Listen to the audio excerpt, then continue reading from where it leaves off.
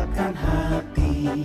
Negeri ini memanggilmu kawan, belajar bergerak berbagi untuk negeri. Assalamualaikum warahmatullahi wabarakatuh. Waalaikumsalam warahmatullahi wabarakatuh. Selamat siang, salam sejahtera bagi kita semua. Alhamdulillahirabbil alamin. Wassalatu wassalamu ala asrofil anbiya'i wal mursalin wa ala alihi wa sahbihi ajmain. Yang terhormat Bapak Kepala Sekolah SMP Negeri 1 Serian Hilir Timur atau yang mewakili, dan yang saya hormati Bapak Ibu Dewan Guru SMP Negeri 1 Serian Hilir Timur yang berbahagia. Pertama-tama, marilah kita panjatkan puji dan syukur kehadirat Tuhan Yang Maha Esa yang telah memberikan rahmat dan hidayahnya sehingga kita bisa berkumpul di sini dalam keadaan sehat tanpa kekurangan suatu apapun. Berikut ini saya sampaikan susunan acara kita pada siang hari ini. Yang pertama pembukaan, kedua pembacaan doa, yang ketiga sambutan Bapak Kepala Sekolah atau mewakili, yang keempat penyampaian materi, dan yang terakhir penutup.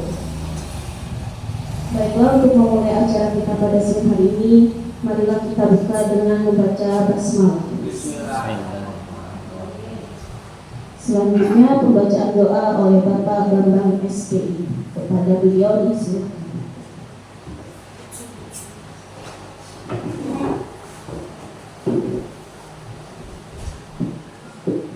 Assalamualaikum warahmatullahi wabarakatuh. Salam sejahtera bagi kita semua. Om Swastiastu.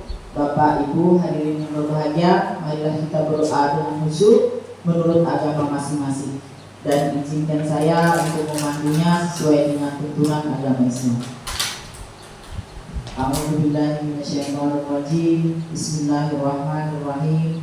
Alhamdulillahirabbil alamin. Wassalatu wassalamu ala asrofil anbiya'i wal mursalin wa ala alihi wa sahbihi ajmain.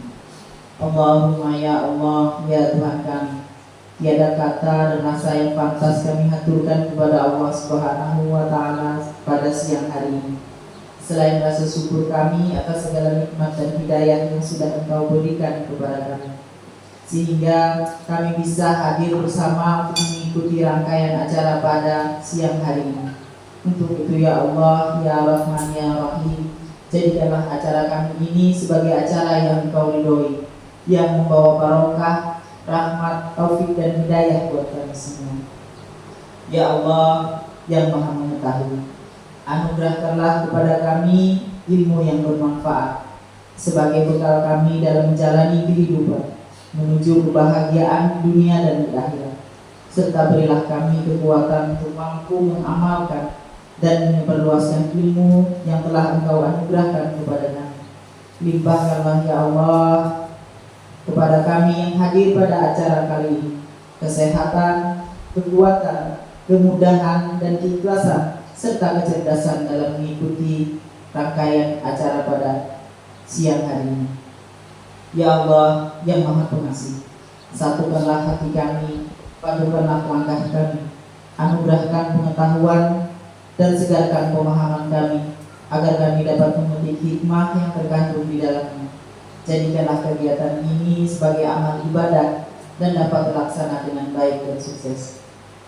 Ya Allah, Tuhan yang Maha Pengampun, Engkau Maha mengetahui terhadap kelemahan-kelemahan kami, terhadap kekurangan-kekurangan kami. Maka dari itu, kepadamu kami menyembah, kepadamu kami memohon ampun dan pertolongan. Ya Allah, kabulkanlah doa dan permohonan kami. Rabbana taqabbal minna innaka antas samiul alim wa tub 'alaina innaka antat tawwabur rahim.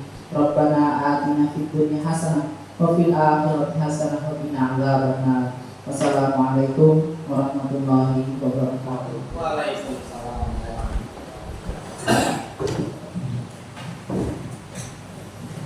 Selanjutnya sambutan Kepala Sekolah SMP Negeri 1 Serian Hilir Timur yang pada siang hari ini diwakili oleh Bapak Samsul Bani SPI. Kepada beliau disilahkan. Ya, terima kasih. Assalamualaikum warahmatullahi wabarakatuh. Selamat siang dan salam sejahtera untuk kita semua. Yang terhormat guru calon penggerak SMP Negeri 1 Seruyan Hilir Timur. Yang terhormat seluruh Dewan Guru beserta staf tata usaha SMP Negeri 1 Seruyan Hilir Timur. Pertama-tama marilah kita panjatkan puji dan syukur kita kehadirat Allah Subhanahu wa taala yang mana pada siang hari ini kita masih diberikan suatu nikmat berupa kesehatan sehingga kita masih bisa menghadiri kegiatan penerapan budaya positif di sekolah yang akan nanti disampaikan oleh rekan kita Ibu Rabiah Adawiyah sebagai syarat dalam kegiatan CGP Angkatan ke-9. Nah, yang perlu kita ketahui bahwa kita sebagai seorang guru itu pastinya memiliki peran untuk membangun atau mewujudkan yang namanya budaya positif di sekolah. Nah, di mana budaya positif di sekolah itu merupakan perwujudan dari nilai-nilai atau keyakinan universal yang diterapkan di sekolah, di mana budaya positif ini awalnya merupakan paradigma dari teori kontrol, ya, di mana kita setiap siswa yang melakukan kesalahan kita dituntut untuk melakukan suatu tindakan. Nah, tindakan itu apakah itu tindakan yang bisa memberikan hukuman terhadap suatu kesalahan yang dilakukan oleh seorang siswa atau memberikan suatu apresiasi terhadap sesuatu yang dilakukan oleh siswa terhadap aturan atau kontrol yang telah kita lakukan. Nah, jadi untuk itu mungkin kita di dalam penerapan budaya positif ini kita perlu juga melihat kesalahan-kesalahan yang dilakukan oleh seorang siswa itu apakah itu kesalahan yang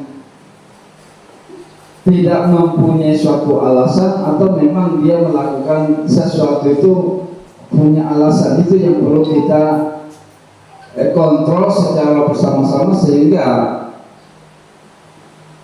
penerapan budaya positif di sekolah itu bisa kita terapkan dengan sebaik-baiknya. Nah, untuk penerapan budaya positif lebih jelasnya nanti mungkin akan disampaikan oleh rekan kita sebagai calon guru penggerak angkatan ke-9, dan mungkin itu yang bisa saya sampaikan pada siang hari ini. Kurang lebihnya saya mohon maaf. Wabillahi taufiq wal hidayah. Wassalamualaikum warahmatullahi wabarakatuh. Terima kasih Bapak Samsul dari SPD atas sambutannya.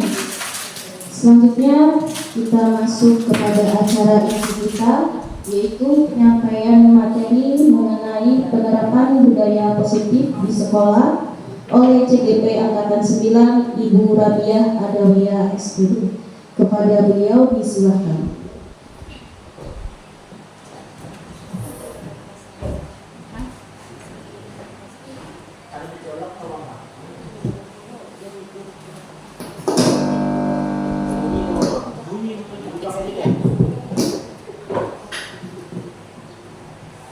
Ya, bismillahirrahmanirrahim. Yang terhormat Bapak Kepala Sekolah SMP Negeri 1 Seruyan Hilir Timur atau yang mewakili, yang terhormat Bapak dan Ibu Guru SMP 1 Seruyan Hilir Timur yang berbahagia. Puji syukur kehadiran Allah Subhanahu wa taala dan salawat dan salam kepada Nabi besar junjungan kita Nabi Muhammad SAW. Pada pagi hari ini, pada kegiatan hari ini, sebelumnya saya ucapkan terima kasih karena Bapak dan Ibu bersedia untuk mengikuti kegiatan yaitu penerapan budaya positif di sekolah. Di sini saya sebagai calon guru penggerak itu memiliki tugas, ya tugasnya di mana saya harus menyampaikan budaya positif di sekolah itu seperti apa. Jadi bukan berarti saya yang di depan ini ya memiliki pengetahuan yang lebih dibandingkan dengan Bapak dan Ibu guru seperti itu. Jadi tugas saya adalah nanti menyampaikan budaya positif di sekolah. Nah, untuk itu pada hari ini ya akan saya mulai yaitu diseminasi materi modul 1.4 yaitu penerapan budaya positif di sekolah. Nah, tapi sebelumnya kita semangat dulu. Jadi nanti saya bawa Bapak Ibu untuk ice breaking. Ya, di sini kita sedikit relax. Ya, silakan Bapak Guru nanti. Di sini ada panduannya untuk ice breaking. Nanti ada musik ya. Jadi sama-sama kita menyanyi.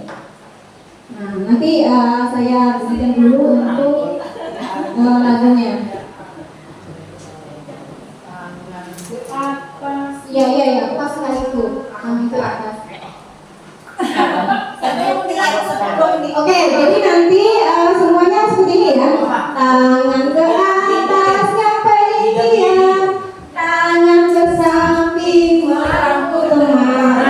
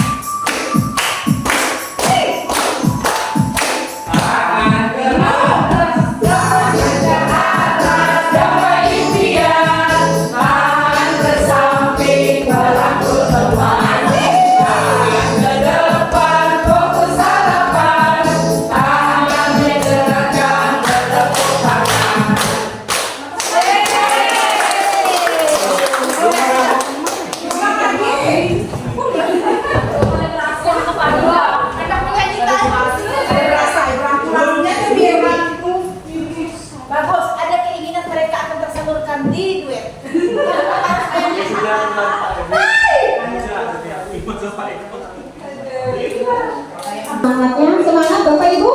Semangat ya. Oke, lagi ya. Oke, kita lanjutkan. Di sini adalah penerapan budaya positif. Ya, penerapan budaya positif itu latar belakangnya seperti apa? Ya, Ki Hajar Dewantara itu adalah pendidikan nasional. Di situ sesuai dengan filosofi beliau, yaitu bahwa sekolah itu diumpamakan sekolah itu sebagai sebuah ladang, ya. Kemudian tempat persemaian bibit-bibit agar bibit bisa berkembang secara maksimal, maka petani dapat memperbaiki kondisi tanah, kemudian memelihara bibit tanaman, memberi pupuk dan air, membasmi ulat-ulat dan jamur-jamur yang mengganggu bibit tanaman dan sebagainya. Itu adalah latar belakang di mana di sekolah kita itu bagaimana kita menerapkan budaya. Makanya dikatakan oleh Ki Hajar Dewantara bahwa sekolah itu adalah ladang. Kemudian siswa itu adalah tanaman atau bibit. Berarti kita sebagai seorang pendidik itu sebagai apa? Yaitu sebagai petani. Nah, iya sebagai petani. Jadi di sini kita sebagai seorang guru itu kita yang menentukan maunya siswa kita itu seperti apa.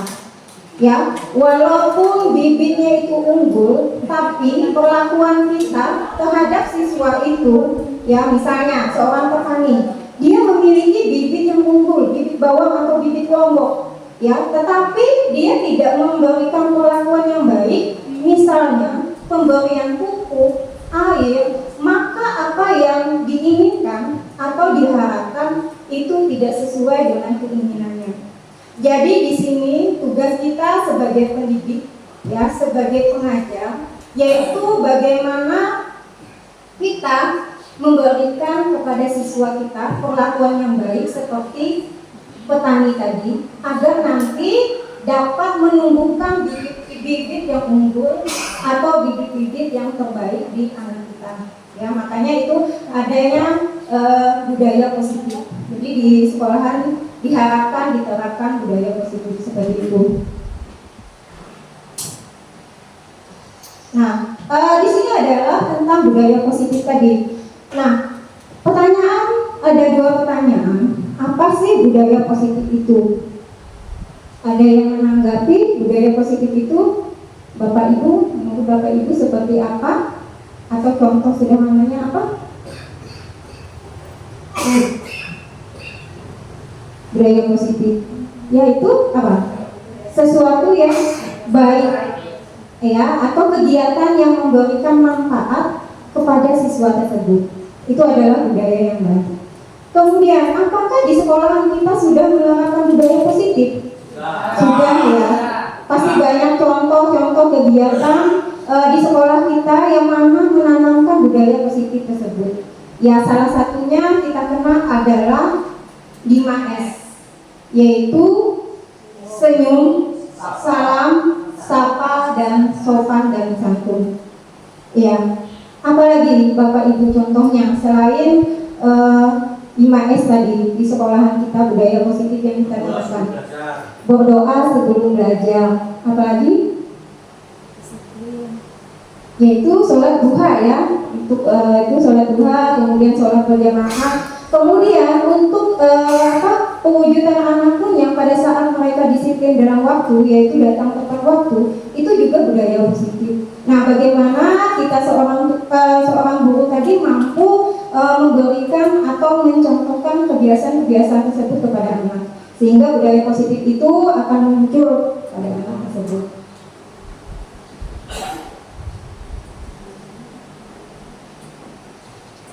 Nah, di sini budaya positif itu tadi, ya, budaya positif tadi adalah kegiatan-kegiatan yang sangat bermanfaat untuk anak atau kegiatan-kegiatan yang positif. Tadi sudah dicontohkan apa saja. Nah, di sini budaya positif itu adalah pewujudan dari nilai-nilai kebajikan atau keyakinan universal yang diterapkan di sekolah. Nah, selama ini kita barangkali sebagai guru itu berkewajiban mengontrol perilaku siswa agar memiliki perilaku yang sesuai dengan harapan. Nah, pewujudannya apa? Karena guru ini memberikan hukuman kepada siswa yang melakukan kesalahan dan memberikan penghargaan atau imbalan kepada siswa yang melakukan perbuatan baik.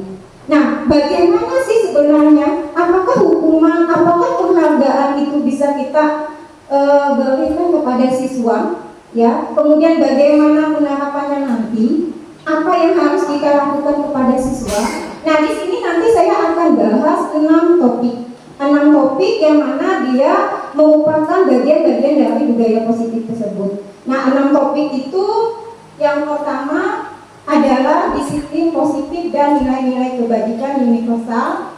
Yang kedua adalah teori motivasi, hukuman dan penghargaan, kemudian dan restitusi. Kemudian yang selanjutnya adalah keyakinan kelas, kebutuhan dasar manusia dan dunia berkualitas. Kemudian nanti ada yang namanya 5 posisi kontrol, kemudian ada yang namanya segitiga restitusi. Nah, di sini nanti saya akan sampaikan, ya, materinya ini memang banyak, ya, seperti itu. Oke, yang selanjutnya adalah disiplin positif dan nilai-nilai kebajikan universal.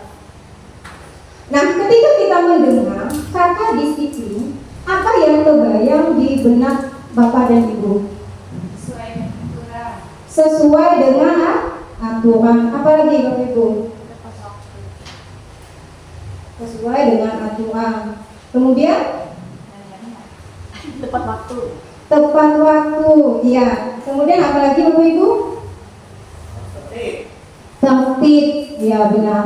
Nah, di sini adalah disiplin itu adalah suatu, ya. Di sini sudah ada makna kata disiplin, yaitu berasal dari kata disiplina, yang artinya adalah belajar. Jadi kebanyakan orang yang menghubungkan dengan kata tertib, teratur dan kepatuhan pada peraturan. Nah, kata disiplin selalu dihubungkan dengan hukuman, padahal sesungguhnya ya berbeda sekali. Jadi kita itu sebagai guru itu apakah wajar nanti memberi hukuman kepada anak, atau apakah kita memberi penghargaan yang seperti di awal tadi yang disebutkan. Nah, padahal hukuman itu adalah justru alternatif terakhir, bahkan bila perlu itu tidak digunakan sama sekali. Nah, itu yang saya pelajari di CGP ya. Kok bisa seperti itu, penghukuman padahal memberikan efek jerah. Nanti ada hal-hal yang akan menjelaskan kenapa hukuman dan penghargaan itu adalah pilihan terakhir atau bahkan tidak perlu digunakan sama sekali, seperti itu. Nah, di sini murid yang memiliki disiplin positif itu memiliki motivasi internal. Ya, jadi dia itu pada saat anak itu melakukan disiplin atau dia teratur dengan segala hal, di situ dia menyadari bahwa disiplin itu penting bagi dia. Itu adalah motivasi yang muncul dari dalam dirinya, ya, atau yang disebut dengan motivasi internal. Nah, seseorang yang memiliki sifat disiplin, maka nanti dia akan melakukan nilai-nilai kebajikan. Nah, nilai-nilai kebajikan inilah yang akan membentuk, yang akan mewujudkan yang namanya budaya positif di sekolah kita. Makanya sebelum pembelajaran atau sebelum awal tahun ajaran baru itu ada yang namanya pembentukan keyakinan kelas. Jadi keyakinan kelas itu adalah berasal dari nilai-nilai kebajikan. Nah, sebenarnya nilai-nilai kebajikan itu apa? Ya, nilai-nilai kebajikan itu adalah sifat-sifat positif manusia yang merupakan tujuan mulia yang ingin dicapai setiap individu. Nah, di sini ya kita kenal ya bahwa di setiap perguruan tinggi atau di sekolah-sekolah itu dia memiliki nilai-nilai kebajikan. Ya, banyak itu literasinya tentang nilai-nilai kebajikan pada perguruan tinggi dan lain sebagainya. Nah, di sini saya contohkan karena saya juga sebagai guru SMP, maka saya menjelaskan tentang nilai-nilai yang ada di sekolahan. Nah, nilai-nilai apa? Nilai-nilai kebajikan itu. Yang pertama adalah beriman dan bertakwa kepada Tuhan Yang Maha Esa dan berakhlak mulia, yang dikenal dengan profil pelajar Pancasila.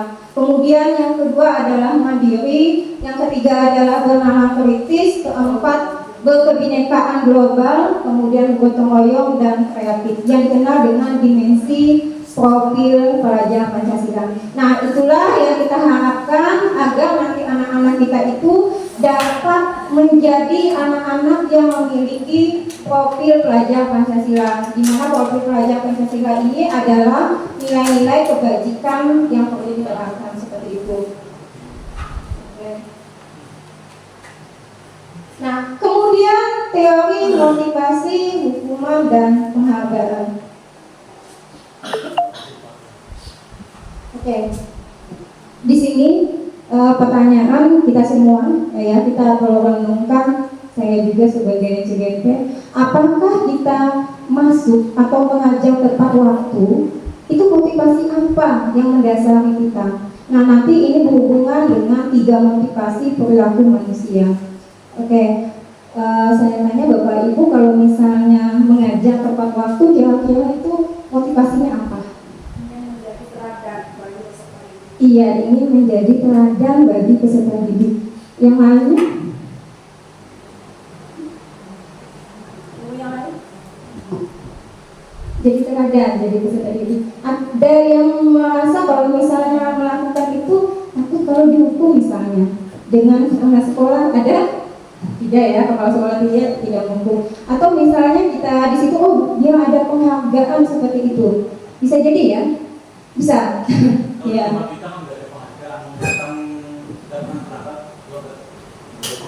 Tidak ada penghargaan seperti itu. Jadi mau apa motivasinya? Kalau saya ya karena memang tanggung jawab sebagai seorang guru, dan saya harus memberikan contoh kepada anak-anak, dan jadi tanggung jawab kita, karena memang tanggung jawab kita dan kita sebagai pelatih dari siswa-siswa. Ya, menjadi teladan. Yes. Ya, tadi katanya menjadi teladan bagi, karena kita sebagai seorang pendidik, maka kita adalah teladan ya bagi siswa-siswa kita, bahkan juga warga yang ada di sekolah. Jadi bukan hanya siswa saja, ya warga sekolah juga seperti itu. Nah, jadi sesuai dengan teori, ya teori itu ada tiga motivasi, tapi bukan hanya kepada guru saja, siswa juga. Kenapa kita ciptakan motivasi? Di sini ada tiga motivasi. Yang pertama itu adalah untuk menghindari ketidaknyamanan atau hukuman. Yang mungkin ya bukan kita guru saja, mungkin anak-anak ya mereka itu melakukan hal yang disiplin itu adalah karena awalnya ketidaknyamanan, takut ada dihukum. Ya, aku terlambat, jangan-jangan nanti aku dihukum atau disuruh membersihkan apa. Kemudian yang kedua adalah untuk mendapatkan imbalan atau penghargaan seperti itu. Ya mungkin seperti itu ya. Oh ya nanti kalau aku datang tepat waktu mungkin aku ada buku tiketnya ya. Mungkin ada pujian atau apa ya dalam bentuk penghargaan seperti itu. Nah kemudian untuk menjadi orang yang mereka inginkan dan menghargai diri sendiri dengan nilai-nilai yang mereka percaya. Nah di sini adalah tiga motivasi ya. Ini adalah penelitiannya tadi, di mana tiga kemungkinan itu adalah motivasi dari kita melakukan sesuatu, baik dari kita sebagai guru maupun sebagai siswa kita. Nah, dari ketiga motivasi ini, motivasi yang paling kita sebagai guru atau pendidik yang ingin kita wujudkan kepada anak itu adalah motivasi yang nomor 3, yaitu mereka menyadari sendiri, menghargai dirinya bahwa nilai-nilai kebajikan yang mereka kerjakan itu adalah untuk kebaikan mereka sendiri.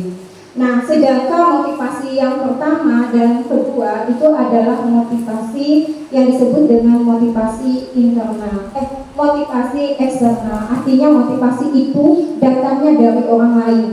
Oh dia datang tepat waktu, dia ingin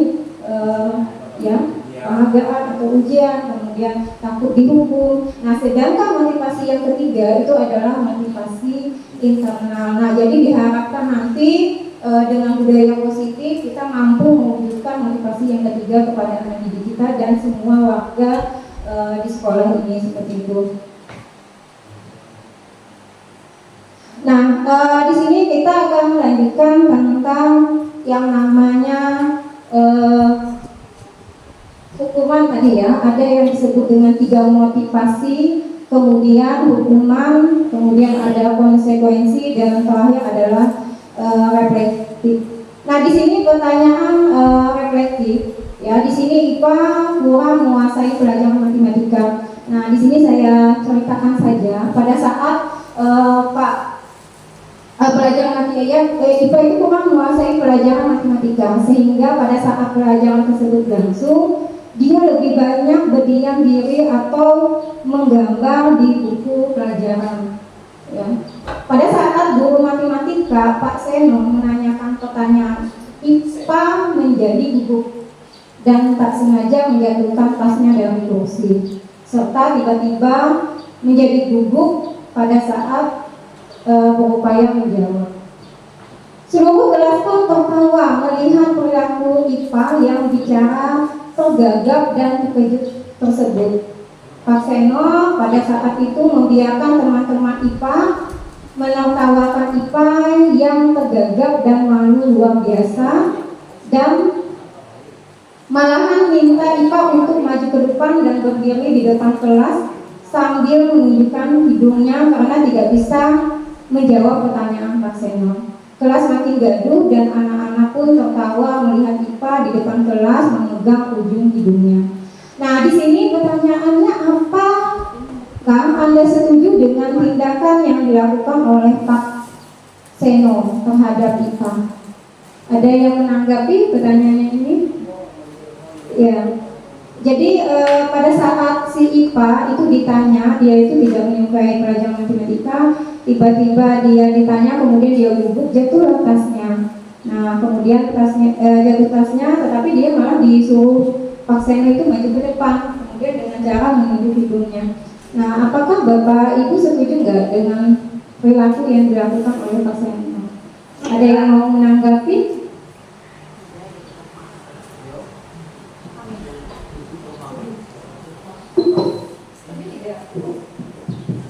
Ya, terima kasih untuk pertanyaan reflektif terkait dengan peristiwa yang sudah disampaikan oleh Bu Nabilah.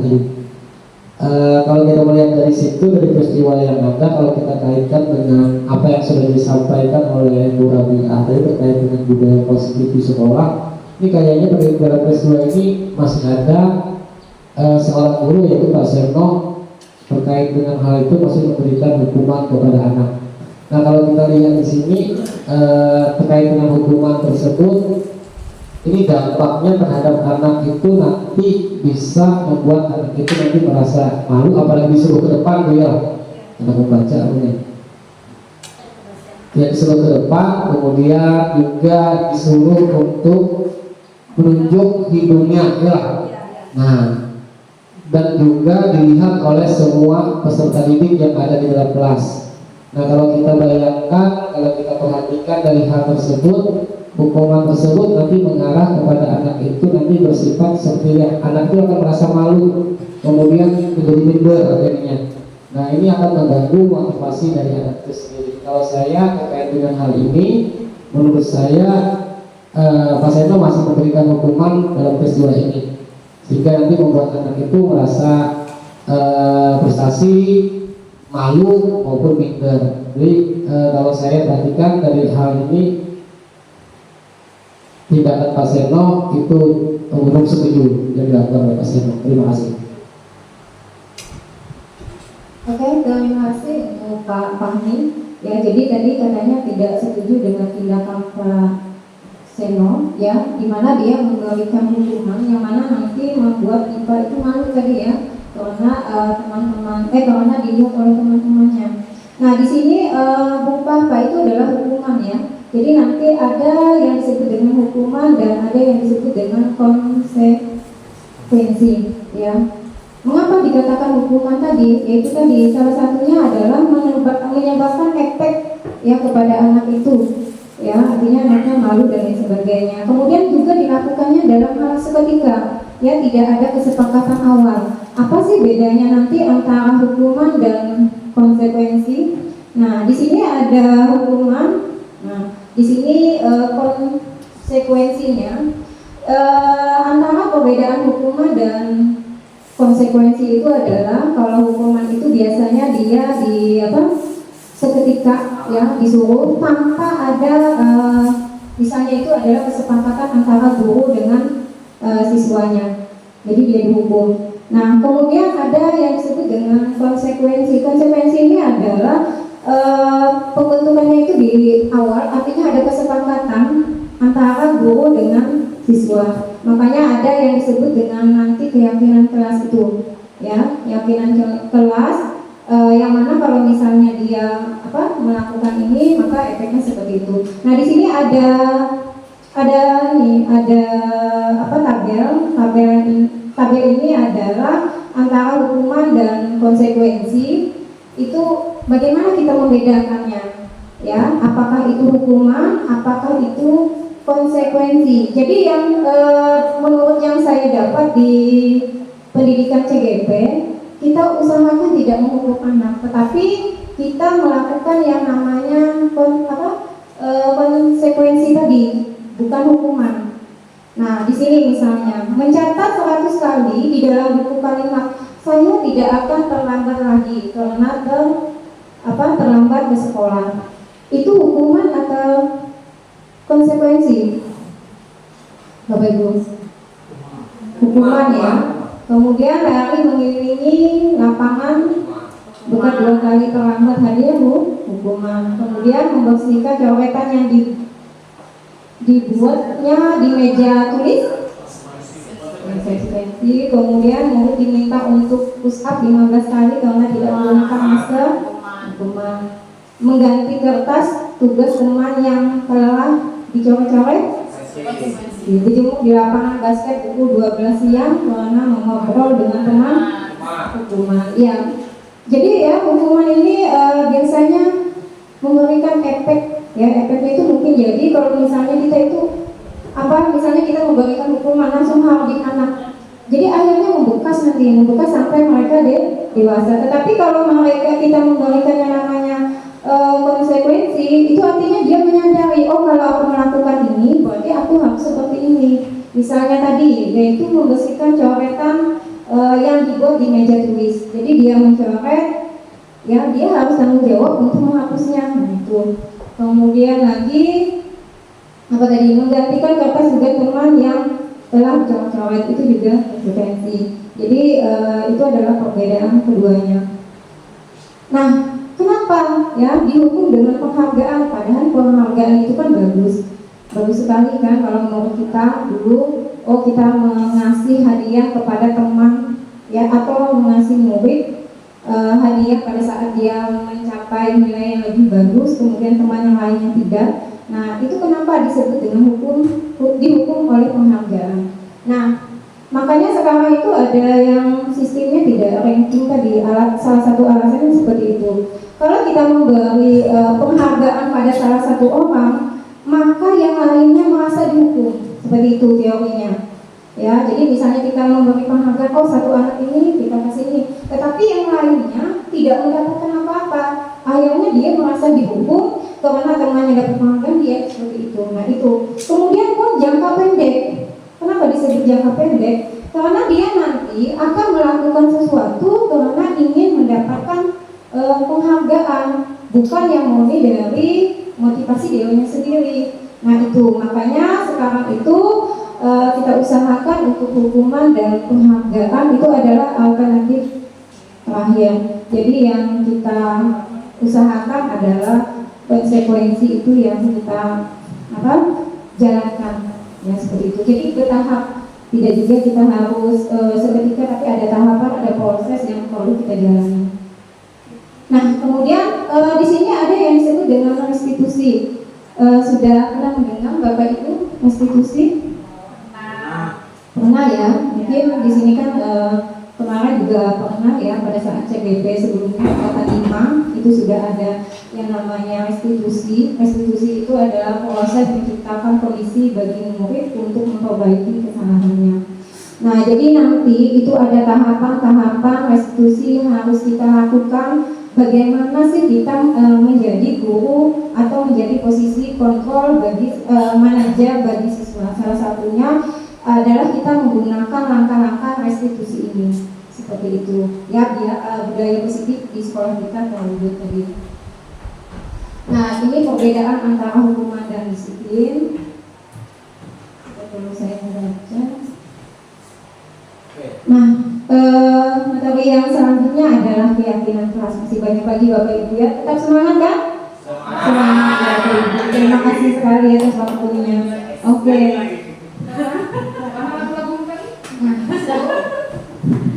Oke, yang selanjutnya mengapa keyakinan kelas, mengapa tidak peraturan kelas? Oke, saya tanya Bapak Ibu, kalau Bapak Ibu misalnya marah dengan siswa, kamu ini ya sepatunya dilepas, kamu tidak mematuhi apa? Peraturan atau keyakinan? Peraturan. Yang masih kita gunakan adalah peraturan. Tetapi pun tidak salah sebenarnya peraturan dan keyakinan. Peraturan itu nanti dia akan berkembang menjadi keyakinan kelas itu nanti akan berkembang pada warga sekolah, dan akhirnya nanti akan terciptalah yang namanya budaya positif seperti itu. Nah, tetapi di guru penggerak itu kami menggunakan yang namanya keyakinan kelas, bukan peraturan kelas. Nah, ini bisa kita saya kasih sedikit mungkin pemahaman saya pada saat dijelaskan kenapa peraturan kelas bukan keyakinan kelas. Gini, mengapa kita mempunyai aturan murid tidak boleh membawa sepeda motor? Kemudian mengapa ada aturan dilarang merokok di sekolah? Itu aturan kan Bapak Ibu ya, peraturan tidak boleh membawa sepeda motor ke sekolah. Kemudian lagi dilarang merokok di sekolah. Itu adalah aturan. Nah, tujuannya apa? Tujuannya itu adalah yang pertama, untuk apa Bapak Ibu? Kalau kita menyuruh anak tidak boleh membawa sepeda motor, apa tujuannya? Untuk keselamatan anak tersebut, ya. Oke. Kemudian kalau misalnya dilarang merokok, untuk menjaga kesehatan. Nah, kenapa ya? Nah, inilah ya mengapa menggunakan yang namanya keyakinan kelas. Tadi dikatakan bahwa misalnya aturannya dia tidak boleh membawa sepeda motor ke sekolahan. Nilai yang tersirat di situ atau nilai-nilai kebajikan yang muncul itu adalah nilai keselamatan untuk yang pertama. Kemudian yang kedua, kenapa kita tidak dibolehkan merokok di sekolah? Karena ada nilai kesehatan. Ya, kesehatan. Artinya apa? Nilai-nilai yang terkandung di dalam aturan itu, itulah yang disebut dengan keyakinan. Keyakinan kelas atau keyakinan sekolah. Jadi intinya yang kita terapkan atau yang kita munculkan itu adalah keyakinannya seperti ini. Oh iya, aku dilarang bawa sepeda motor ke sekolah. Jangan-jangan nanti aku misalnya kecelakaan. Ya aku juga, artinya aku tidak selamat. Atau bawa tadi, jangan-jangan nanti kesehatanku terganggu. Nah, itulah yang disebut dengan nilai-nilai. Kalau kita memunculkan nilai-nilai yang ada di anak, artinya dia memahami nilai yang ada terkandung di dalam peraturan itu, maka dia akan termotivasi secara internal dari dalam dirinya sendiri, kesadarannya di dirinya sendiri. Dia tidak mematuhi artinya dia tidak hanya memikiri peraturannya saja, tetapi dia tahu akibatnya. Kenapa dia melakukan itu? Oh, karena dia melanggar nilai-nilai yang dapat merugikan dirinya sendiri. Nah, makanya kami di CDP itu menggunakan yang namanya kata-kata keyakinan. Jadi nilai-nilai yang terkandung di dalam peraturan. Tetapi tadi tidak jadi masalah, peraturan itu kita terapkan juga di sekolahan kita. Ya, makanya di awal pembelajaran itu keyakinan kelas setiap guru itu hendaknya membuat keyakinan kelas tersebut. Masing-masing itu mempunyai di kelas itu dia mempunyai nilai-nilai sendiri. Tapi hampir sama sih. Ya, semua siswa itu memiliki nilai sendiri. Kemarin sudah saya lakukan untuk keyakinan kelas di kelas ini. Oke.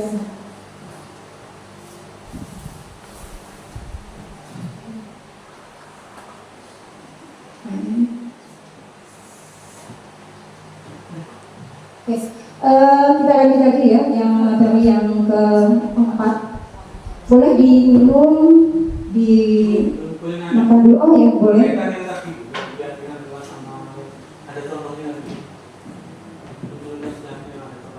Nanti teman-teman juga tahu, oh ini peraturan, oh ini peraturannya seperti ini, berarti keyakinan kelasnya seperti apa.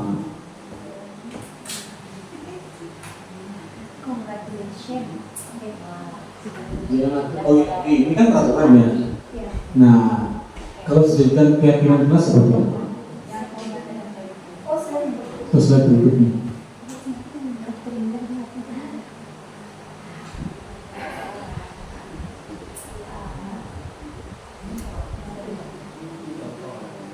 Nah, itu kan contoh yang itu tadi. Berarti kalau misalkan yang tidak boleh membawa sepeda motor, berarti keyakinan kelasnya sama, nilainya itu kan menjaga keselamatan, berarti menjaga keselamatan. Ya. Peraturan bisa dijadikan keyakinan kelas nanti ya. Nah, makanya contohnya ini kan peraturan. Nah, contoh peraturan ini jadikan keyakinan kelas. Keyakinan kelasnya apa yang pertama, yang kedua. Mau tahu maksud pertanyaan saya? Tahu? Oke, ini hubungan dengan ya memang ya kalau di peraturan sekolah kita mungkin itu nggak dituliskan juga ya mau dengan apa ya. Tetapi untuk membawa sepeda motor memang tidak ada ditulis juga ya. Tidak ada nggak? Ada di buku kendali. Oke, untuk keyakinan kelasnya.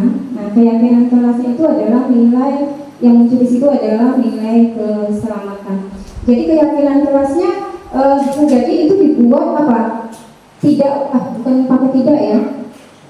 Gunakanlah sepeda ke sekolah seperti itu. Kan boleh? Tidak boleh? Bukan ini nilainya apa keselamatan. Nilai basisnya berarti menjaga keselamatan diri. Iya. Berarti keyakinan kelasnya menjaga keselamatan diri. Terus kalau yang kedua, berarti menjaga kesehatan. Iya. Oh itu yang Keyakinan kelas ini, keyakinan kelas itu digambarkan secara visual. Ini keselamatan ya? Keselamatan diri. Jadi untuk keyakinan kelas itu ditulis seperti kami yakin bahwa keselamatan diri itu sangat penting. Seperti itu keyakinan kelas itu. Jadi saat nanti menjabarkan tentang cara pembuatan keyakinan kelas itu ada mungkin itu.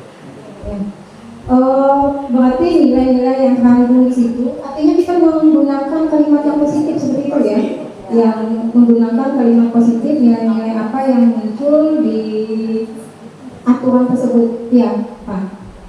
Oke. Kemarin saya juga membuat keyakinan kelas tapi belum ada ya nilai yang keselamatan dan nilai kesehatan itu ya mungkin ini juga masukan bagi saya ya, jadi nilai keselamatan dan kesehatan.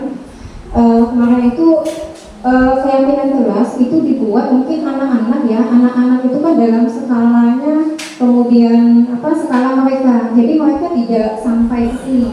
Jadi membuat keyakinan kelas itu adalah asalnya dari anak-anak. Jadi anak-anak kemarin saya kasih si note itu, kemudian mereka menulis keyakinan kelas mereka apa.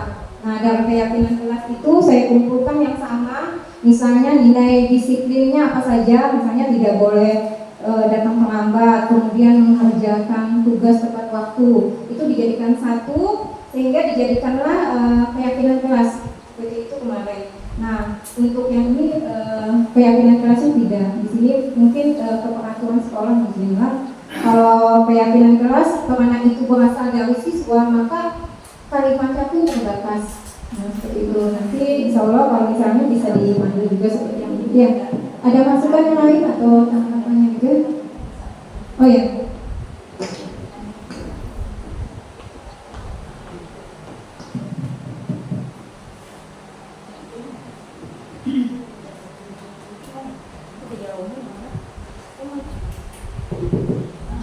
Ya, cek.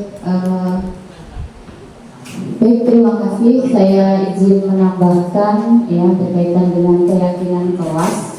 Ya, ini berkaitan juga dengan restitusi. Tadi ya mungkin nanti akan sampai ke segitiga restitusi. Jadi dari keyakinan dulu, keyakinan itu adalah hal-hal positif ya, pembiasaan-pembiasaan yang nanti akan jadi budaya sekolah. Kemudian dari hal-hal positif itu di dalam kelas biasanya peserta didik mengajukan hal positif apa saja, kemudian nanti ada namanya kesepakatan kelas. Nah disitulah budaya-budaya itu mulai diterapkan, akhirnya menjadikan budaya di lingkungan kelas sampai ke keluarga sekolah yang lainnya ya. Itu yang saya tangkap. Jadi keyakinan itu bukan hanya keyakinan tapi juga harus disepakati di sekolah. Nanti ada konsekuensinya jika kita melakukan ini, konsekuensinya apa gitu. Nah itu tergantung kesepakatan. Jika tidak ada kesepakatan maka nilai-nilai ini tidak akan berjalan. Mungkin itu saja Bu ya, terima kasih.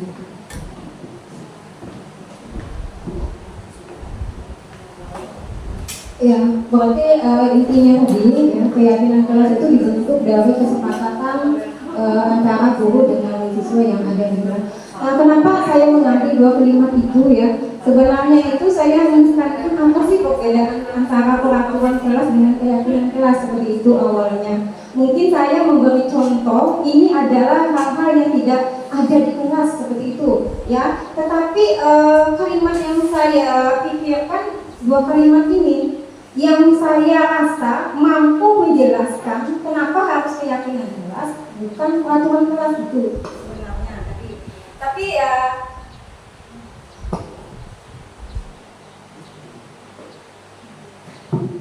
Ya, itu masukan saya ya. Terima kasih Pak Fahmi, kemudian Bu Emma dan Pak Bambang. Nanti kan misalnya saya melakukan keyakinan kelas itu bisa ya. Ini mungkin saya ubah. Saya menggunakan kalimat-kalimat ini memang kalau di dalam kelas itu pasti tidak mungkin anak-anak menggunakan kalimat yang ini. Ya, kenapa saya menggunakan ini tadi? Pokoknya saya itu menekankan bagaimana sih membedakan antara peraturan kelas dengan keyakinan kelas agar tahu bahwa keyakinan kelaslah yang patut kita pegang karena dia mengandung yang namanya nilai-nilai yang terkandung di dalam aturan tersebut seperti itu. Nah tadi jadi keyakinan kelas itu bisa kita gunakan tadi salah satunya untuk kesepakatan dibuat dengan kesepakatan bersama-sama ya, sama-sama kemarin di kelas biasanya yang di dalam itu keyakinan. Oke, terima kasih masukannya, tanggapannya. Kemudian kebutuhan dasar manusia dan dunia berkualitas dan nilai kebajikan universal. Nah di sini ada pertanyaan tematik.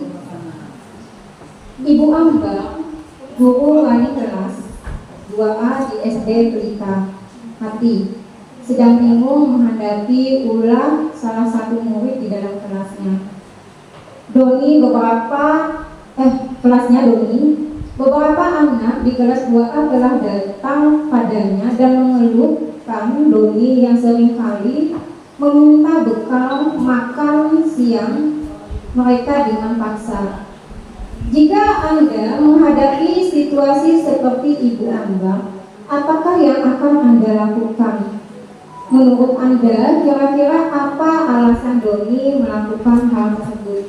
Bapak Ibu, kira-kira kalau misalnya ada anak-anak seperti ini, salah satunya sering meminta makanan dengan temannya, kira-kira apa alasannya? Lapar, ya. Kada sangu, oh ya, tidak bawa bekal, ya, oke, tidak bawa bekal. Nah, di sini kita memahami ya bahwa Doni ini ada alasan banyak kenapa dia bisa berbuat seperti itu. Salah satunya tidak membawa bekal, kemudian mungkin bekalnya habis, kemudian akhirnya dia kelaparan. Nah, disinilah kita sebagai seorang guru itu memahami yang namanya kebutuhan dasar kebutuhan dasar manusia tersebut. Nah, bagaimana peran kita ya sebagai guru? Yang pertama adalah kita harus memahami kebutuhan dasarnya. Nah, kebutuhan dasar ya jangan-jangan si Doni tadi ya itu dia tidak makan, dia meminta makanan dengan temannya, itu adalah salah satu kebutuhan dasarnya itu tidak terpenuhi. Apa kebutuhan dasarnya? Yaitu mungkin bertahan hidup. Jadi kita itu sebagai seorang guru berusaha memenuhi kebutuhan anak tersebut. Ya, mungkin ada anak ya yang biasanya usil, kemudian cari perhatian. Nah, mungkin dia itu kurang atau gagal dalam melakukan atau memenuhi kebutuhannya tentang kesenangan. Jadi dia di sekolah itu tidak di rumahnya mungkin atau di sekolahannya. Nah, dia akhirnya berperilaku di luar nilai-nilai kebajikan, ya. Di nilai-nilai kebajikan itu misalnya dia usil dengan temannya, mengganggu temannya, ya. Di luar nilai-nilai kebajikan, kemungkinan besar, ya, menurut penelitian oleh Dr. William Gleiser itu menyatakan bahwa ada salah satu atau beberapa kebutuhan dasar pada anak itu tidak terpenuhi. Jadi bagaimana fungsi kita? Fungsi kita yaitu sebagai pendidik, kita berusaha untuk memenuhi kebutuhan dasar siswa kita. Nah, di sini menurut Yawi itu ada 5 kebutuhan dasar, yaitu yang pertama adalah kebutuhan untuk bertahan hidup. Contohnya makan tadi. Kalau dia tidak terpenuhi, tadi ya si Doni tadi minta dengan temannya, karena kebutuhan dasar bertahan hidupnya gagal dia penuhi, akhirnya mengganggu yang lain.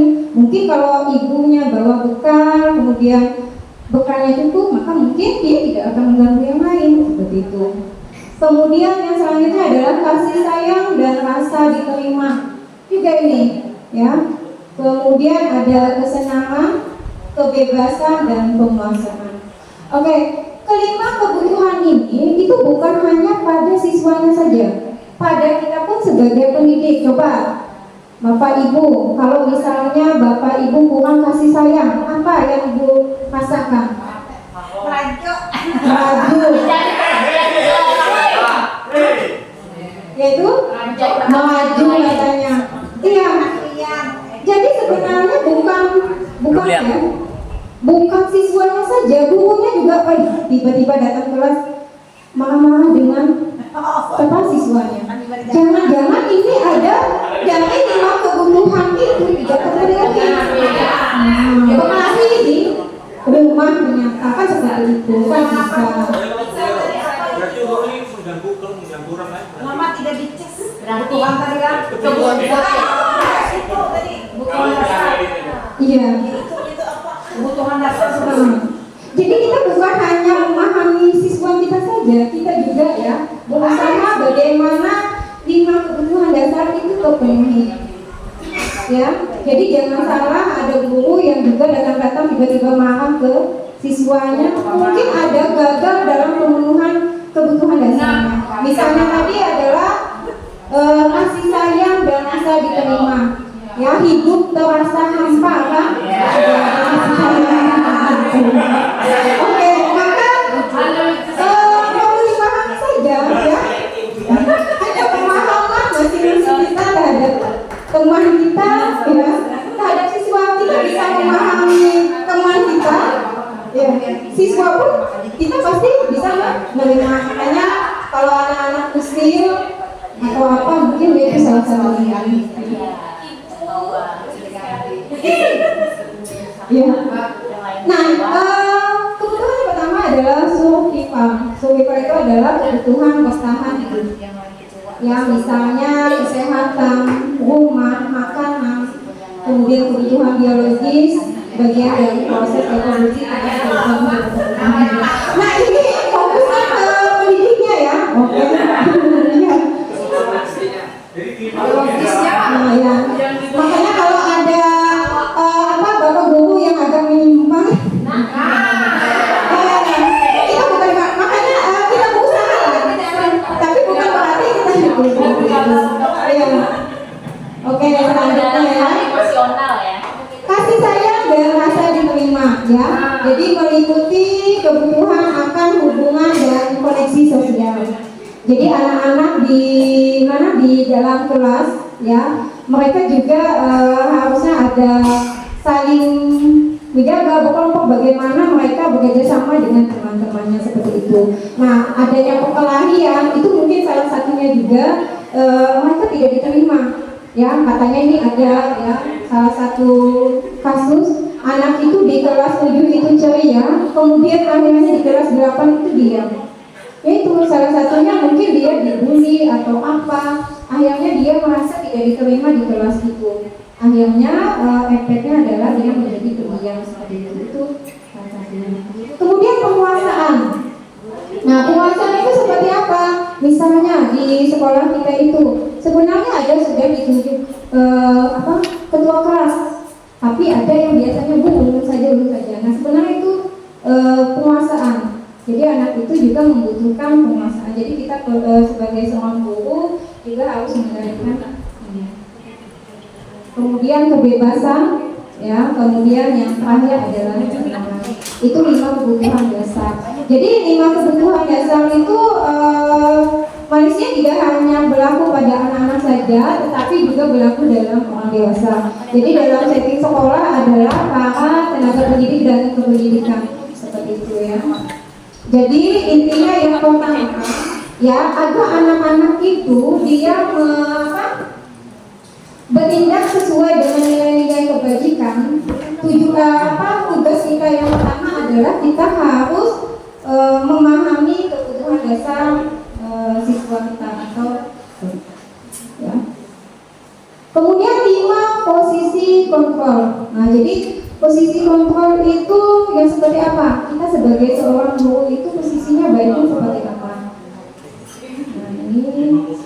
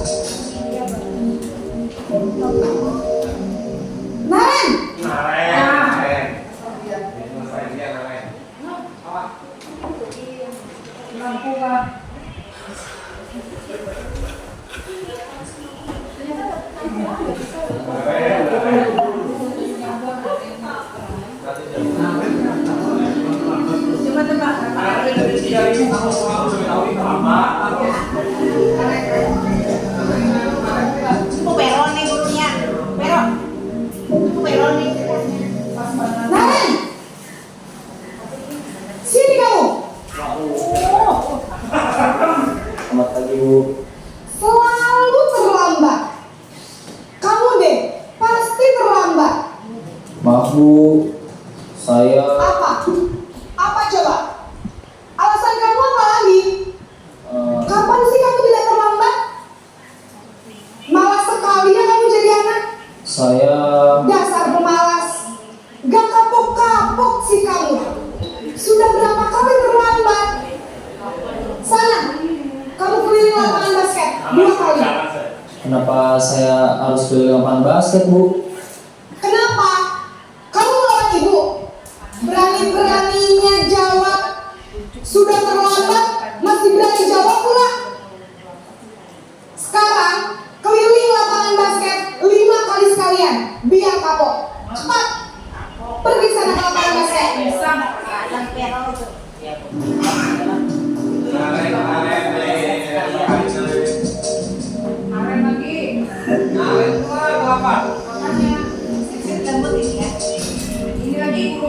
Balik lagi dong.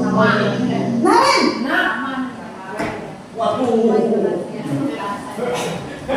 Selamat pagi Bu. Naren. Kamu kenapa terlambat lagi, nak? Ya Tuhan, Naren. Kamu senang ya bikin ibu susah ya? Kalau kamu terlambat lagi, nanti ibu yang ditegur bapak kepala sekolah. Kok gak disangka ibu tidak bisa membina kamu? Duh, gimana ini? Maaf Bu. Gusti Naren. Kamu suka ya kalau ibu ditegur bapak kepala sekolah? Terus, sekarang ibu harus tulis apa ya di buku absen? Ini kamu sudah sering terlambat loh. Ibu harus apa coba? Maaf Bu. Maaf sekali. Ya sudah, lain kali jangan bikin ibu susah lagi ya nak ya. Ibu tidak akan kuat lagi kalau kamu begini terus. Bisa jantungan kalau ibu sama cepat. Maaf ya Bu. Maaf sekali. Posisi membuat rasa bersalah, berbicara dengan nada Ya, ini video yaitu 5 posisi kontrol. Nah, di sini ada stick note. Saya ingin Bapak Ibu Guru menuliskan kira-kira Bapak Ibu Guru itu posisinya di posisi yang mana? Boleh. 5-5-nya kan 5-5-nya juga nggak jadi masalah. Oke, ini silakan ditulis.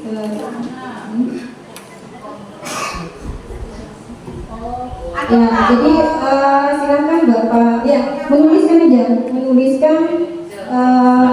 kira-kira Bapak dan Ibu guru tuh yang ya paling tidak yang apa dominan dilakukan di kelas itu sebagai apa? Apakah pemukul,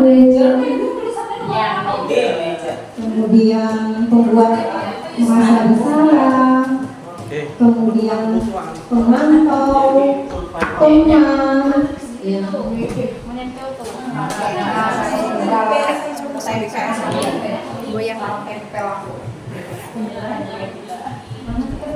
Ya nanti kalau sudah didaftarnya di sini aja Bapak Ibu, daftar di sini. Nanti maju satu-satu. Boleh. Bisa, semuanya bisa. Makasih ya Prof.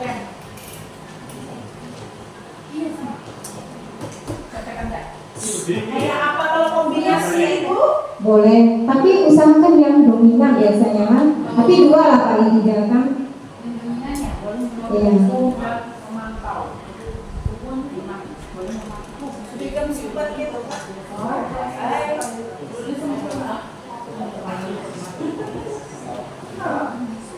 Semuanya bisa.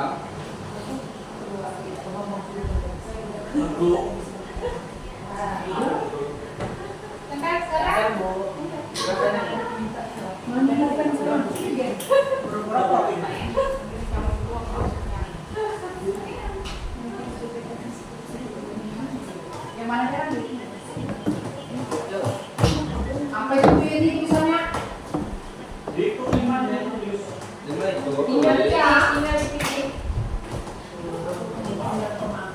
Ya, jadi 5 posisi kontrol itu menurut Dian dosen itu ada 5 posisi kontrol seorang guru terhadap siswa. Yang pertama adalah sebagai pemukul, kemudian pembuat merasa bersalah, pemantau, kemudian manajer dan teman dan manajer. Satu jam lebih.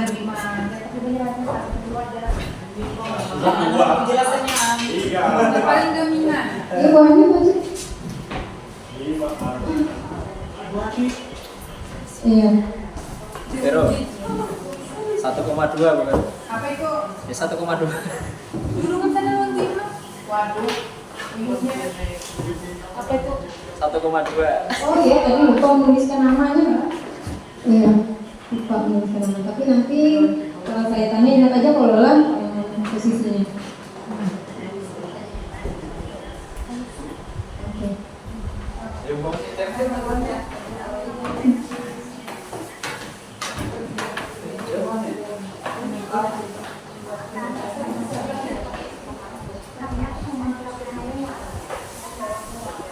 Udah ya semuanya? Belum.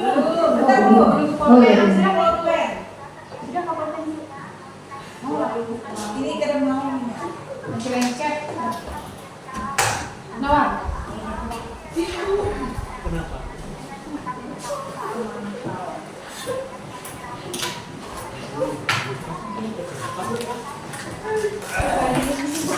Ya sambil dilihat dinikmati makanan dan namanya kudapan ya, dinikmati.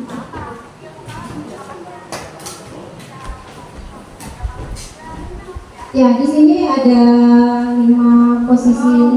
Oh ya belum.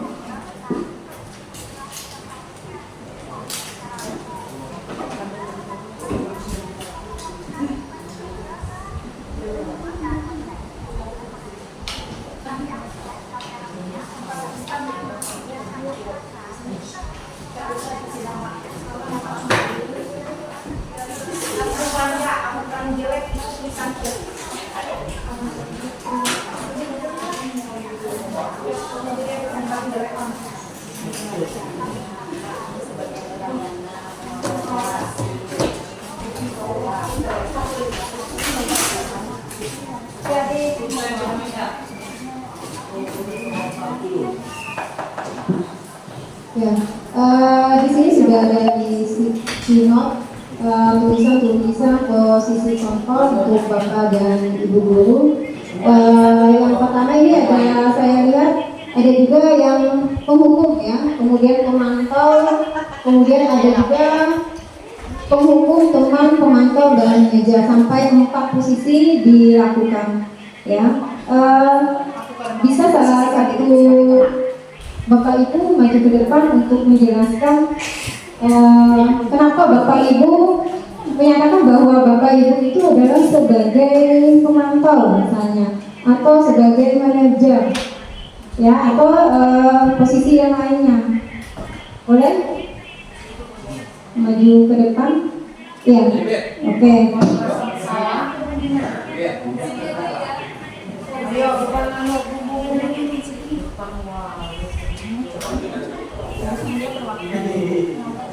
Perwakilan Iya, silakan.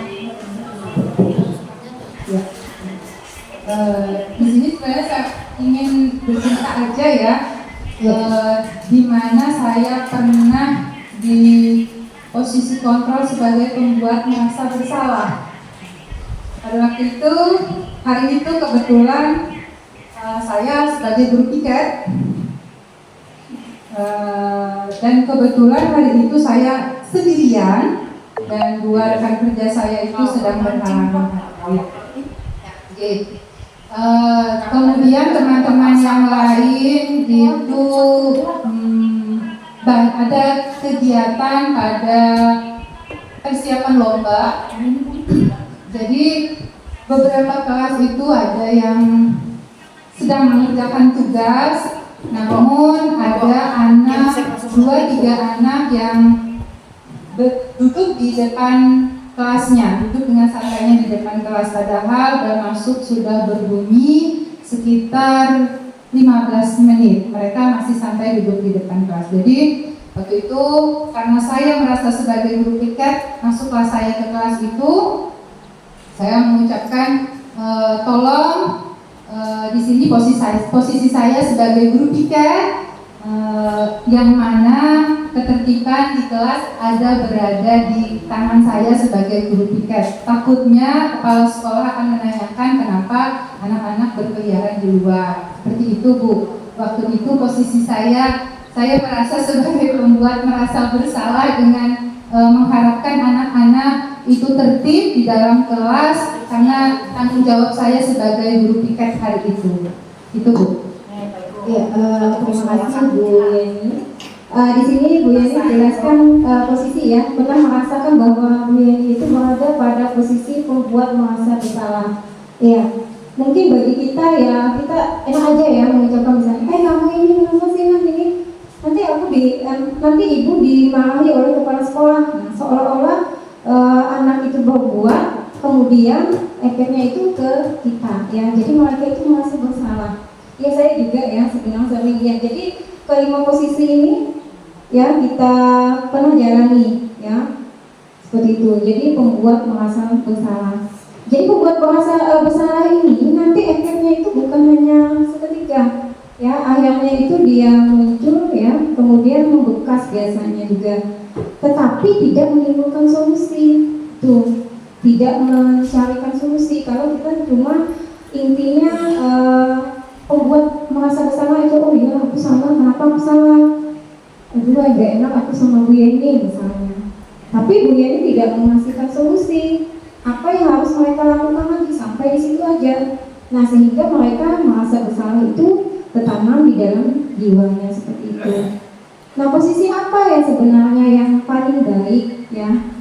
Mungkin ya di sini banyak juga ada yang sebagai penghukum, kemudian pemantau, manajer, dan teman. Nah dari kelima posisi yang baik, tapi di sini tadi saya lihat ada yang manajer ini. Bisa kan? Oh ya, boleh tadi. Oke. Nah biar teman-temannya. Ya, terima kasih. Ketahuan saya memilih manajer. Mohon izin.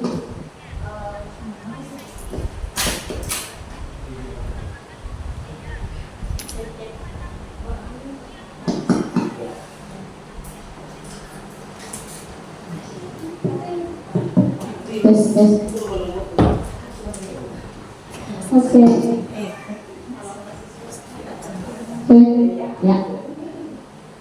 Mohon maaf di sini posisinya atau di sini dulu. Ya, saya memilih manajer karena kebetulan sekarang saya bertugas sebagai wali kelas. Jadi tugas saya itu mengorganisasi dan merencanakan bagaimana kelas itu ibaratkan panggung orkestra. Jadi harus harmoninya harus seimbang, seirama. Ya di situ. Jadi bisa ditampilkan yang menarik. Salah satunya contohnya ketika pembentukan 7K misalnya, ya di situ saya harus manajer bagaimana semuanya bisa berjalan, kelas ini bisa bersih, ya. Jadi saya minta kepada peserta didik untuk mengajukan siapa yang paling hobi membersihkan kelas, kemudian siapa yang sering datang lebih awal, maka saya akan menempatkan dia di hari Senin, ya seperti itu. Kemudian ada lagi yang hobi menyiram, saya meletakkan dia di bagian keindahan. Jadi alhamdulillah, dan semuanya saya pantau berjalan dengan lancar, ya setiap hari mereka menyiram. Nah itu adalah tugas wali kelas sebagai manajer di situ. Kemudian pada kegiatan upacara saya juga memanajer mereka. Jadi ada konsekuensi di situ, Bu Rabia. Jika mereka gagal melaksanakan tugas mereka, maka mereka mengulang lagi pada tugas berikutnya. Karena setiap kegiatan untuk mencapai kesuksesan, untuk mencapai tujuan perlu pembiasaan. Dengan pembiasaan itu maka mereka bisa menunjukkan yang terbaik. Karena saya pikir kalau berkaitan dengan kebiasaan, berkaitan dengan perilaku atau tanggung jawab, itu tidak bisa dibiasakan cuma sekali, namun harus berkali-kali sampai mereka terbiasa dan menjadi lebih baik. Yang mungkin itu saja. Terima kasih Bu Rabia. Oke. Nah, tadi disampaikan, terima kasih Bu Nema ya. Bu Nema tadi katanya sebagai manajer ya, karena beliau juga adalah sebagai wali kelas di kelas 9. Jadi punya tanggung jawab bagaimana membentuk anak di kelas beliau. Tadi salah satunya adalah dengan memberikan tugas kepada anak ya, untuk melakukan upacara. Kemudian kalau misalnya ada hal yang tidak sesuai maka diulang lagi. Artinya Ibu Nema sudah memberikan solusi atau menyuruh anaknya untuk bertanggung jawab dengan tugas yang diberikannya. Nah ini adalah posisi manajer. Nah jadi posisi manajer ini adalah posisi yang paling ideal. Ya tadi sudah dinyatakan oleh Bu Nema. Kenapa? Karena posisi ideal ini atau manajer ini adalah mampu membuat anak bertanggung jawab atas apa yang dilakukannya. Kemudian mampu mencari solusi. Ya, tadi salah satunya kalau dia tidak mampu menjalani sesuai dengan tugasnya maka diulang lagi. Jadi seperti itu. Sedangkan untuk yang pertama, ya penghukum ini kita tiba-tiba menghardik dan lain sebagainya. Nah mungkin efeknya tadi salah satunya akan membekas pada diri anak, sehingga itu tidak baik. Ada rasa dendam dan lain sebagainya. Itu kemudian penghukum juga jangkanya jangka pendek. Ya, jadi tidak ada solusi di situ.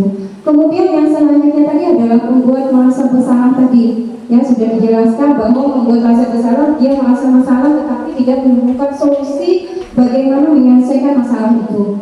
Kemudian yang ketiga adalah teman. Nah teman, kita baik berteman dengan siswa kita, baik sekali, tidak salahnya kita berteman. Tetapi apa efek yang ditimbulkan? Salah satunya adalah anak itu dia menurut dengan guru yang menjadi temannya. Ya, tetapi efeknya dia tidak menurut dengan guru yang lain. Itu. Ya, jadi cuma berteman dengan guru itu, sedangkan yang lainnya itu. Nah, usahakanlah kita sebagai manajer seperti itu.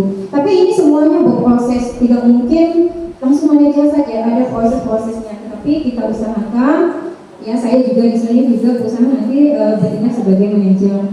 Kemudian yang pemantau ini cuma mengingatkan, kamu ini lambat, ini di buku poinmu ada ini yang kamu langgar, tetapi tidak memberikan solusi, cuma membuat menjelaskan bahwa dia itu salah ya melanggar aturan ini, tetapi tidak ada solusi yang diberikan. Itu adalah pemantau. Jadi sebaiknya kita sebagai pendidik, sebagai pengajar, kemudian sebagai guru, yang paling ideal itulah manajer, di mana dapat memberikan solusi, dapat memberikan anak bertanggung jawab, ya, menyelesaikan masalah dengan baik sehingga nanti pertumbuhan budaya positif di sekolah kita seperti itu. Ya, ini alhamdulillah sudah memenuhi yang kelima. Ya, ini kemudian yang terakhir itu adalah segitiga restitusi. Nah, segitiga restitusi ini adalah yang mungkin kalau kita merasa bahwa kita itu cuma sebagai guru tidak bertanggung jawab sebagai pendidik, ya itu juga salah.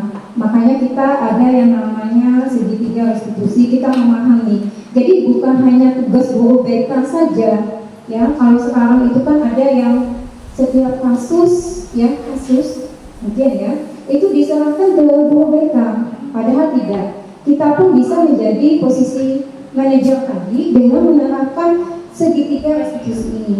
Bagaimana? Satu, yang pertama kita lakukan, kita tidak boleh seketika pada saat kita mengajar anak salah langsung kita melakukan segitiga restitusi seperti ini. Kita memang harus meluangkan waktu khusus untuk anak itu ketemu dengan kita, ya seperti itu. Ini adalah segitiga restitusi. Bagaimana penerapannya? Nah, di sini ada video yang perlu Bapak Ibu simak, yaitu video tentang segitiga restitusi.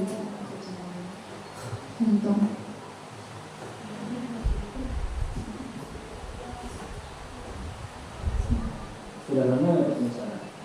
Kenapa? Kesel Pak, masa aku dikatain tukang fitnah Pak? Ya aku marah lah. Aku balik katain TK di depan kelas. Oh begitu. Ya pasti kamu marah dan kesal. Bapak juga akan marah apabila ada yang menuduh Bapak seperti itu. Kemudian pada saat itu kamu mau melakukan apa? Ya saya cuma katain TK lah Pak. Kesel banget. Saya betak-betak dia depan teman-teman lain. Oh begitu. Pasti kamu melakukan seperti itu karena satu alasan tertentu kan? Iyalah, maksud saya diam saja Pak. Ya saya bela diri lah. Maksud saya dituduh tukang fitnah. Ya wajar lah. Mempertahankan harga diri itu sesuatu yang penting buat kamu. Untung kamu tidak bertindak lebih tiga kali lagi. Hanya yang kita katakan. Iya Pak. Untung saya masih bersabar dan hanya meminta saja. Udah gemes padahal saya pasti bela diri lah. Ya pasti ya. Tapi kamu memilih sabar. Kamu memilih untuk tidak berbuat lebih parah lagi kan? Iya. Nah, sekarang coba kita lihat lagi tindakan kamu yang minta TK di kelas. Tindakan kamu itu kira-kira sesuai dengan keyakinan kelas atau prinsip kamu tidak? Enggak lah Pak. Capek Pak jadi marah. Jadi keyakinan atau prinsip mana yang perlu sesuai dengan keinginan kamu? Ya, saya sebenarnya sangat menghargai orang lain. Mungkin saat itu saya menjadi emosi. Jadi tidak menunjukkan sikap itu. Kamu yakin tidak? Menghargai orang lain itu penting buat kamu. Yakin lah Pak. Iya, setuju. Kita harus saling menghargai. Namun ada juga keyakinan yang kita sepakati yang perlu kita jalankan. Apabila kita sedang marah, kan? Ya, saya bisa lebih proaktif, mulai dengan diri sendiri.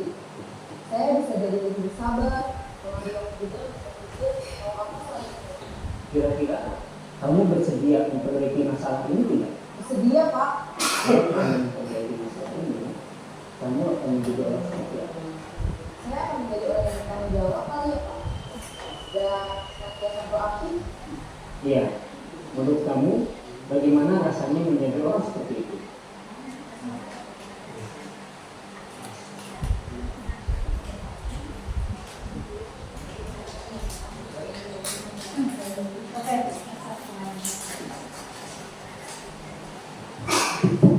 Iya, untuk menerapkan segitiga restitusi ini sebenarnya sulit juga ya. Kadang kita di kelas itu langsung seketika, mungkin emosi tadi ya, makanya kebutuhan dasar itu harus kita pahami yang pertama. Nah, di sini ada segitiga restitusi. Segitiga restitusi tadi itu ada 3 tahapan. Yang pertama adalah menstabilkan identitas, kemudian yang kedua validasi tindakan yang salah, kemudian yang ketiga adalah menanyakan keyakinan. Ya, menstabilkan identitas itu di sini dituliskan setiap orang itu pasti pernah melakukan kesalahan. Kita menggunakan kata-kata yang mana kita itu berusaha dulu untuk mencari atau menstabilkan identitasnya dulu. Misalnya seperti ini. Kenapa ya kamu ibu suruh datang ke ruangan ini, kan seperti itu. Ya oleh salah bu karena datang terlambat misalnya. Jadi kita bisa lakukan ya, bisa. Semua orang itu bisa melakukan salah ya, tetapi bukan hanya berulang-ulang saja, jangan dilakukan berulang-ulang. Seperti itu. Kemudian yang selanjutnya adalah validitas tindakan yang salah. Jadi di sini salah satu contohnya adalah kamu tentu punya alasan mengapa melakukan hal itu. Ya, kemudian yang selanjutnya adalah menanyakan keyakinan kelas. Nah, makanya di awal tahun itu biasanya setiap mapel itu memiliki keyakinan kelasnya. Setiap guru ada keyakinan kelasnya masing-masing seperti itu. Ya, ini adalah materi terakhir. Jadi untuk penerapan budaya positif, ya, budaya positif itu ada unsur-unsur yang perlu kita kembangkan di sekolahan kita, yaitu salah satunya tadi adalah mulai dari disiplin positif dan nilai-nilai kebajikan. Kita perlu memahami dulu nilai-nilai kebajikan itu apa saja, kemudian disiplin positif itu seperti apa. Kemudian yang selanjutnya adalah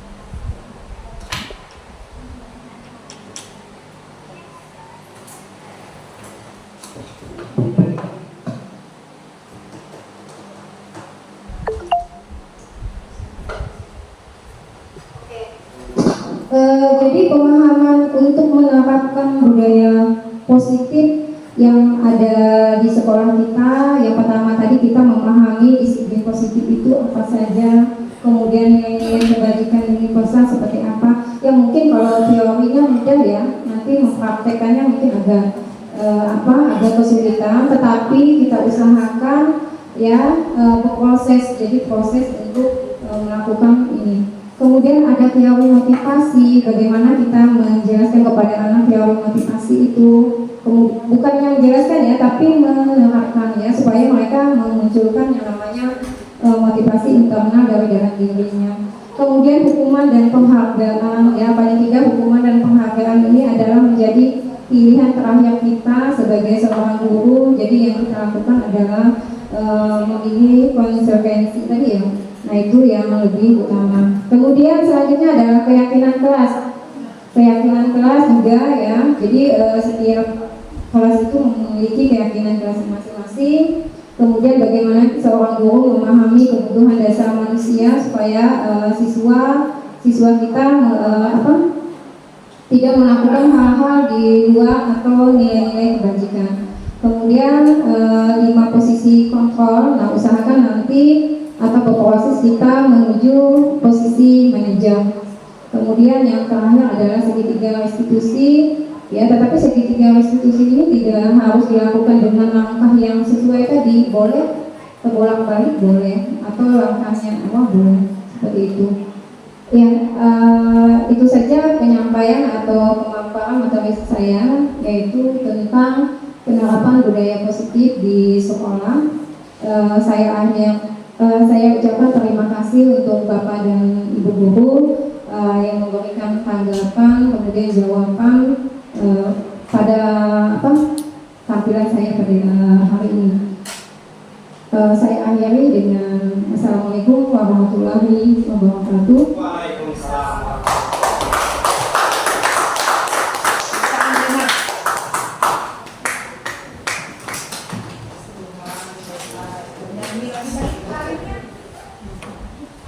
Terima kasih kepada Ibu Rabi Hadawiyah atas penyampaian materi yang sangat baik, dan semoga dengan adanya kegiatan ini dapat menambah ilmu serta wawasan kita mengenai budaya lokal di sekolah.